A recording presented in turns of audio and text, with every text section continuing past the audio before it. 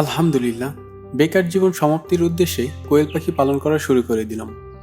আমার বাবা মা অসুস্থ থাকার কারণে পড়াশোনা শেষ করে ঢাকা ছেড়ে বাড়িতে চলে এসে ফ্রিল্যান্সিং ছাড়া কিছুই করার ছিল না।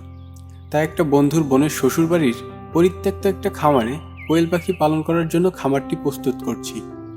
খামারটি 10-15 দিন ধরে পরিষ্কার পরিচ্ছন্ন এবং জীবাণুমুক্ত করে আজ যাচ্ছি একদিন বয়সী কোয়েল পাখির বাচ্চা আনতে।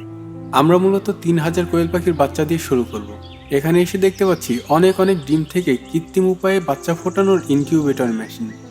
ইনশাআল্লাহ আমিও একদিন ইনকিউবেটর মেশিন কিনে বাচ্চা ফোটাবো।